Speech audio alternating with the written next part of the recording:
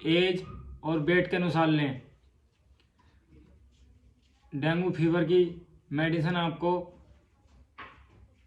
10 से 15 दिन तक रेगुलर लेनी है। तो मैं आज बता देता हूँ आपको उसके लक्षण, तो जुड़े रहिए वीडियो में लास्ट तक। डेंगू का सबसे पहला लक्षण मैं आपको बता देता हूँ, जो डेंगू में अधिकतर होता है। डेंगू में सबसे पहला लक्षण ये होता है कि जाड़ा लगता है। जाड़ा डेंगू में सबसे ज़्यादा लगता है। टांगें बहुत दुखती हैं, वॉमिटिंग होती है, हेड पेन होता है, बैक पेन होता है, पेट में दर्द होता है, वॉमिटिंग होती है,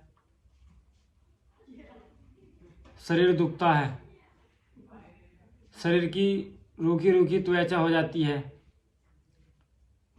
शरीर में बहुत बेचैनी, घबराहट, बीपी डाउन होना, पल्स डाउन हो जाती है,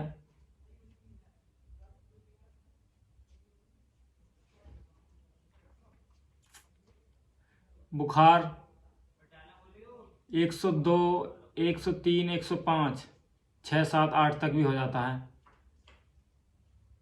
तो इस चीज़ से पहचाने डेंगू को।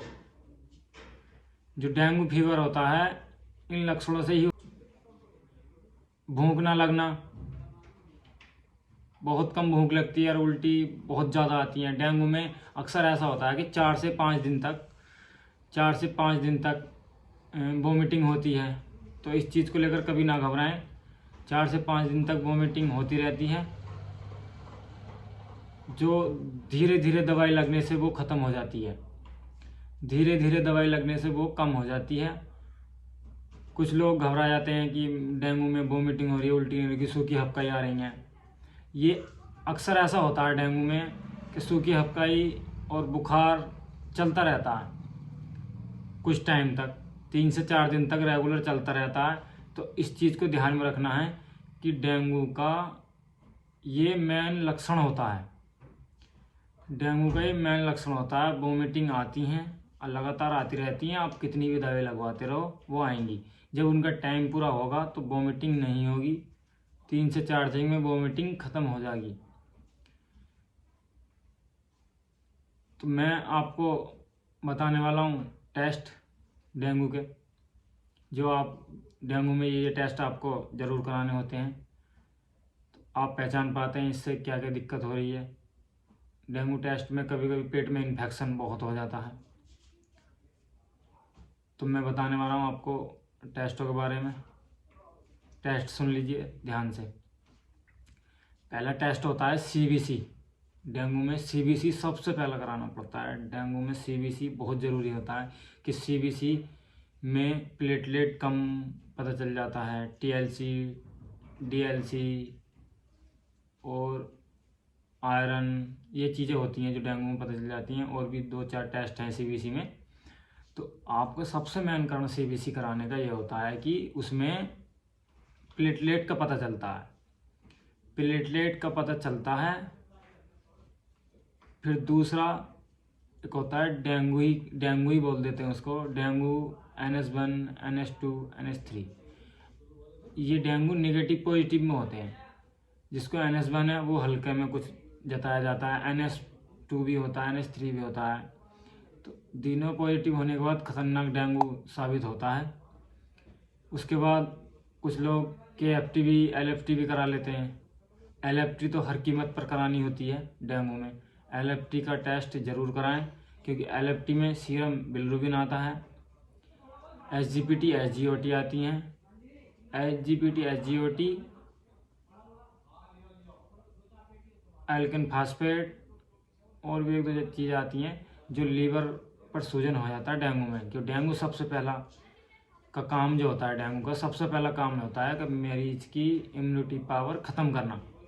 मरीज की इम्यूनिटी पावर ख़त्म करना। जो डेंगू लीवर पकड़ता है तो डेंगू लीवर पकड़ने के बाद इम्यूनिटी पावर ख़त्म कर देता है मरीज की। जब लीवर सही से काम नहीं करेगा तो प्लेटें नहीं बनेंगी।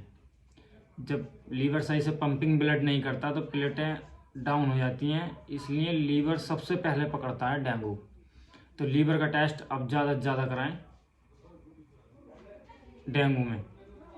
KFT भी कभी कभी करा लेते हैं कि पेट में इन्फेक्शन हो जाता है, तो आप KFT भी करा सकते हैं। उसके बाद मैं आपको बताता हूँ डेंगू का ट्रीटमेंट का मेन प्रोटोकॉल मैं आपको बताने वाला। ट्रीटमेंट प्रोटोकॉल में चलना चाहिए और परहेज।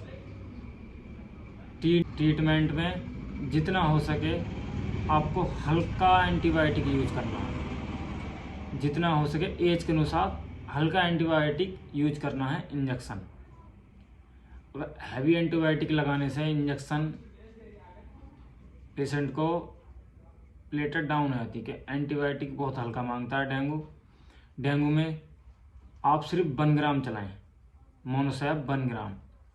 उसके बाद आप पेंटोप भी यूज कर सकते हैं, इंजेक्शन पेंटोप 40 mg भी आप यूज कर सकते हैं।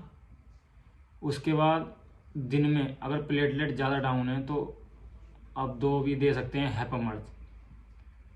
हैपमर्ज 2 दे सकते हैं। हैपमर्ज इंजेक्शन 10 ml में आपको 2 भी सुबह शाम लगा सकते हैं DNS में। वरना अगर नॉर्मल प्लेटलेट्स हैं तो कोई दिक्कत नहीं है, आप सिर्फ यही ट्रीटमेंट चलाएं।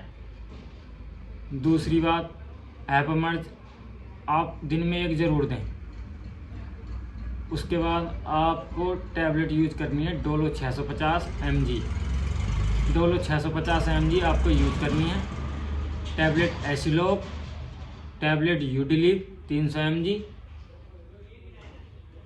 टैबलेट मोक्सिकाइन 625 mg या फिर गुडसैप 200 mg, ये भी आपको यूज करनी है। अगर और कोई दिक्कत नहीं है तो अगर पेट में ज़्यादा दिक्कत है या पेट में ज़्यादा पेन है तो आप ड्रोटिकाइन M भी यूज कर सकते हैं। उसके बाद एक और टैबलेट आती है जो आप ड्रोटिकाइन की जगह ले सकते हैं, नोबल स्पास भी यूज कर सकते हैं। लेकिन परहेज में आपको बता देता हूँ, इसमें परहेज आपके क्या क्या रहेंगे। परहेज में आपको खाना बिल्कुल ही बंद रखना है जब तक डेंगू में प्लेटें पूरी ना हो जाएं। खाने का बिल्कुल परहेज रखना है। ट्रीटमेंट जब तक भी चले, जिस टाइम तक भी चले, आपको खाने का परहेज रखना है। आपको ड्राई फ्रूट यूज करने हैं, जूस यूज करने हैं। ऐसा मान लीजिए खाली पेट रहना है आपको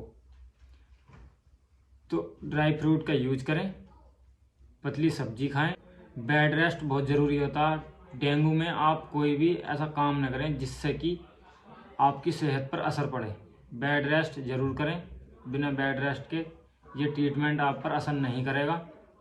इस ट्रीटमेंट को आप रेगुलर 15 दिन चला लीजिए। इंजेक्शन आपको 3 से 4 दिन चलाने हैं। मेडिसिन आपको 15 दिन चलानी है। उसके साथ साथ आप क्या नाम है, लीवर का सिरप यूज कर सकते हैं। हैपमर्ज सिरप आप रेगुलर सुबह शाम यूज करें। प्लेट के लिए प्लेटलेट्स का इंजेक्शन वो आता है, प्लेटलेट के लिए सिरप आता है प्लेटलेट्स, वो आप यूज करें। इस ट्रीटमेंट करो डॉक्टर की सलाह में ही करें, डॉक्टर की सलाह के अनुसार करें। बिना डॉक्टर की सलाह के ये ट्रीटमेंट को आप ना करवाएं। ये ट्रीटमेंट अगर आप घरेलू तरीके से करना चाहते हैं तो आपके पास ही नज़दीकी मेडिकल पर कहीं भी मिल जाएगा, तो आप इस ट्रीटमेंट को यूज कर सकते हैं। दोस्तों, वीडियो को लाइक करिए, कमेंट करिए, चैनल को सब्सक्राइब करिए और चैनल को शेयर करना ना